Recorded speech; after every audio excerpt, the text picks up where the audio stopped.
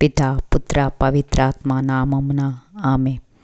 ఈరోజు వాగ్దానము: నిన్ను ఏ మాత్రమును విడవను, నిన్ను ఎన్నడను ఎడబాయను అని ఆయన చెప్పును కదా.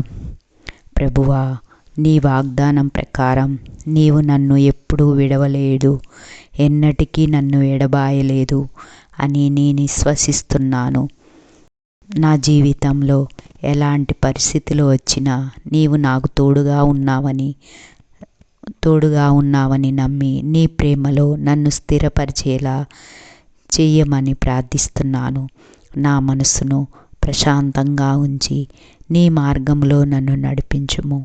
మీరు నన్ను ఎప్పుడూ విడవలేదు, ఎప్పటికీ నన్ను ఎడబాయలేదు అని నేను విశ్వసిస్తున్నాను. నా జీవితంలో ప్రతి క్షణం, ప్రతి సందర్భాలలో మీరు నా పక్కన ఉంటారని నేను నమ్ముచున్నాను. మీరిచ్చిన ఈ భద్రత, ఆశ్రయం, శాంతి నాకు ప్రాణం. నీ ప్రేమ నాలో ఉండి మీరు నాకు చూపించిన దారిలో నడిపించండి. నన్ను ఎలాంటి పరిస్థితుల్లోనైనా విడిచిపెట్టకుండా నా కష్టాలలో మరియు సంతోషాలలో నాతో ఉండండి. మీ మార్గంలో నడిపించండి ప్రభు. మీరు నన్ను ఎప్పటికీ విడవలేదు.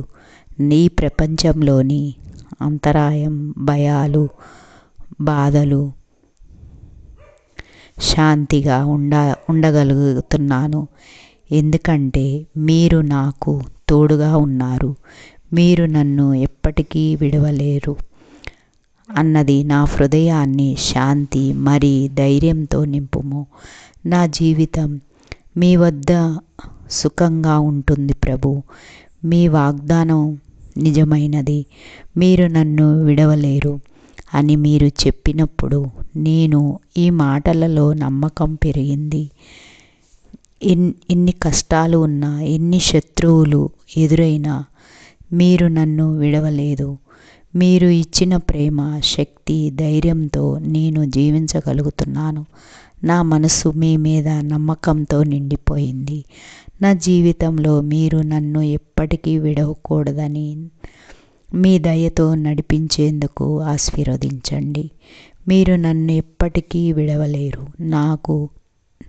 నన్ను వదిలిపెట్టలేరు అన్నదానిపై నాకు అశాజికమైన విశ్వాసం ఉంది. ఈ ఆశీర్వాదం నాకు శక్తినిస్తుంది. మీరు నా పక్కన ఉన్నారని నమ్ముతూ నా భయాలు, అశాంతిని, బాధలను మీ చేతుల్లో సిద్ధంగా ఉన్నాను.